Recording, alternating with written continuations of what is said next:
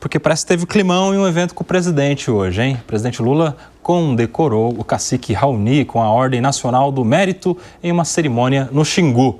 Nesta sexta-feira, foi hoje. Quem chega com detalhes sobre este evento é a Luciana Verdolim, que vai contar pra gente que climão foi esse, o que aconteceu ali. Teve uma cobrança, Luciana Verdolim, para o presidente da República? Bem-vinda novamente. É isso mesmo, Kobayashi. Durante a fala, do cacique Raoni, ele cobrou o presidente, disse que por diversas oportunidades já tinha convidado o Lula para ir à reserva indígena. O ano passado ele tentou contato com o presidente da República e não conseguiu. E só na terceira vez, no terceiro convite, é que o presidente acabou se deslocando para a reserva indígena. E Raoni foi além. Disse que é preciso garantir uma pessoa, um sucessor de Lula que se comprometa com os direitos dos povos indígenas e criticou a possibilidade de exploração, de pesquisa lá na margem equatorial, um projeto que é muito caro ao presidente da República. A gente tem, inclusive, a tradução do que o cacique Raoni cobrou do presidente Lula. Vamos acompanhar. Eu estou sabendo que lá no Foz do Amazonas, Rio Amazonas, o senhor tá pensando lá no petróleo que tem lá debaixo do mar. Eu penso que não, porque essas coisas, na forma como estão, garante que a gente tenha o meio ambiente, a terra com menos poluição e menos aquecimento. Se isso acontecer, eu sou pajé também, eu já tive contato com os espíritos que sabem do risco que a gente tem de continuar trabalhando dessa forma, de destruir e destruir e destruir. Que podemos ter consequências muito grandes que não podemos conseguir parar. O presidente, ele não rebateu as alegações. Lula, que defende abertamente a necessidade de exploração do petróleo, já inclusive tem pressionado o IBAMA para garantir a licença ambiental para que a Petrobras comece os trabalhos lá na costa, do Amapá. O Lula aproveitou para dizer que hoje foi dia de homenagens, mas também de escuta de demandas para soluções. O cacique Raoni, inclusive, ele disse o seguinte, que não gostou de alguns trabalhos do presidente Lula, por isso ainda é preciso melhorar.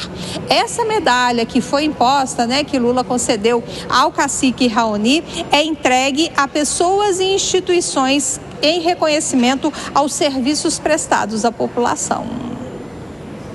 Muito obrigado, Luciana Verdolim, trazendo todos os detalhes do que foi aí este encontro entre o presidente e o cacique Raoni e toda a sua comunidade ali. Fábio Piperno, eu quero saber a sua opinião, porque é uma situação, é um climão ali para o presidente, Constrangedor, ele deu uma risadinha, conversou com quem estava do lado dele, enfim, mas foi cobrado o presidente sobre essa história de explorar o petróleo lá na Foz do Amazonas. Bom, mas quem continua precisando de uma pagelança é a área de comunicação do governo. Quem expôs o presidente a uma situação dessa, um climão desse, tem que dar satisfações. Porque, veja, é evidente que o cacique Raoni ia falar alguma coisa parecida com isso. Ele e outros líderes indígenas lá da região são historicamente contra a exploração de petróleo na Foz equatorial, na margem equatorial, na Foz do Amazonas. Então, é evidente que essa seria uma visita de alto risco. Agora eu pergunto, se é algo de alto risco, por que fazer isso agora? E aí, quer dizer, você expõe o presidente a esse discurso do cacique que conversou com os espíritos dele. Vê se pode uma coisa dessa. Quer dizer, tem que ser muito espírito de porco para colocar o presidente numa saia justa dessa. Nota 0 para a área de comunicação dele. Fala aí, Gustavo Segre. Sidônio, a coisa está complicada. Mas eu entendo o que o Piperno fala, mas então aonde vão levar o presidente? São aqueles lugares que garantam que falam bem do presidente. Eu acho que vai ter pouco lugar para falar, então, porque pelo que a gente está vendo, só críticas de pessoas que antes apoiavam e não deixaram de apoiar, apenas está mostrando uma parte crítica do governo. Agora, o governo tem que aceitar uma crítica. O problema é que essa crítica pública altera o clima entre outras pessoas que se sentem à vontade para criticar também. Essa dos espíritos foi forte, realmente. Concordo com você, Piperno. Ó quem está de volta aqui no 3 em 1. Ele, o Bruno Pinheiro, com informações, bastidores, é isso, Bruno Pinheiro? E um chá de constrangimento, pelo jeito, né? Pois é. Servido aí. Ó, agora é o seguinte, o estado de Mato Grosso, essa região onde fica essa aldeia, na verdade, em São José do Xingu, fica no estado de Mato Grosso. E o governador Mauro Mendes, que é do União Brasil, não foi chamado pelo presidente Lula para acompanhá-lo no evento no seu estado, que é o estado de Mato Grosso. O governador, até essa imagem, é uma imagem recuperada de uma outra cerimônia, inauguração de um conjunto habitacional. Em uma outra oportunidade também teve em um lançamento de alguns aeroportos no estado, mas neste evento o governador disse que não foi convidado. E aí disse que como não recebeu esse convite, ele de fato não iria, já que não é encherido. Isso que disse o governador Mauro Mendes. E aí, diante dessa situação, Lula esteve hoje em Mato Grosso, mas não ao lado do governador. Conversei com alguns nomes lá do Palácio do Planalto, me confirmaram que Lula retorna hoje, vai ficar aqui em São Paulo no final de semana. E um outro ponto que me chama a atenção: no final de semana haverá o encontro aqui do ex-presidente Jair Messias Bolsonaro com os seus aliados, com nomes da oposição, e Lula também estará em São Paulo. Na outra semana, dia 15, Jair Bolsonaro vai ao estado de Mato Grosso. Como Lula não convidou o governador, Jair Bolsonaro convidou o governador Mauro Mendes para acompanhá-lo lá em Sinop, em uma feira agropecuária, assim como ele está fazendo hoje com o Ratinho Júnior. Então a gente vê que tem um comportamento aí do governador de Mato Grosso mais à direita, ao mesmo tempo que o presidente Lula começa a visitar um estado que é mais conservador, numa tentativa de recalcular a rota e até mesmo de conversar, viu, Koba, com os indígenas e com os seus aliados. A gente viu reclamações de que estavam com dificuldade até mesmo de encher eventos do governo.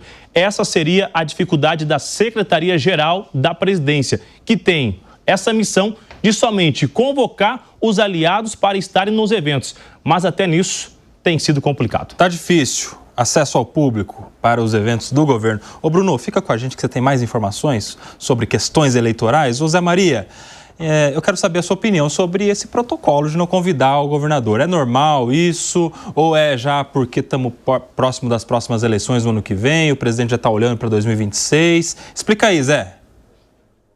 Não, nunca foi normal isso não. A gente tinha até uma frase aqui, dita por um governador famoso, de que governo não faz oposição ao governo. Isso porque o orçamento e as atividades públicas, elas são muito dependentes do governo central, né? O município, o estado e a União. Então, por mais que os governadores estivessem em partidos contrários do presidente, a relação é muito boa. E essa é a grande novidade da política, né? É o presidente da República enfrentar, vai num estado onde o governador é seu adversário. E aí Lula ouviu lá de Zema, em Minas Gerais, falando sobre o grande número de ministérios e dizendo que é melhor ter auxiliares mais competentes do que em maior número. E agora com o velho Raoni. O Raoni é isso aí. O Raoni é uma figura conhecida internacionalmente, rodou o mundo com Bono Vox, né, que é defensor aí da ecologia e tal, e ele tem autonomia para falar o que quiser. Sabe aquelas figuras que chegaram a um ponto que falam o que quiser e não liga para nada? É o Raoni. Eu já fiz algumas viagens com ele, 2 viagens para o Xingu, e vi assim, por exemplo, a gente vai conversando com ele no avião, aí quando chega lá, ele não fala mais português. Chegou no Xingu, Raoni não fala português. E nem dá bola para você. Ou seja, ele está certo. O povo dele é aquele lá. Ele tem que fazer esse discurso. E tentar usar a imagem preservada do Raoni, dá nisso aí. Quem conhece o Raoni sabe que ele não se deixa usar facilmente, não. Ele entende e sabe muito bem. Olha, há muito tempo entrou na política um índio, o Juruna, né? E o Juruna, ele tinha tanta desconfiança de político que ele andava com um gravador. Aí o político fazia uma promessa, ele gravava, Porque na sua ingenuidade ele achava que o político prometia e não cumpria porque esquecia. Não era porque esquecia, é porque não ia cumprir mesmo, né? Mas ele mostrando a promessa do político, ele achava que adiantava alguma coisa, não adiantou de nada. O político prometia, falou, não, mas você falou isso aqui, mas não cumpria depois, né? Isso era o Juruna, que foi deputado federal aqui. Então, é uma lição, né? O Raoni é uma figura internacional e é bom mesmo que ele seja preservado assim e que não se deixe usar politicamente.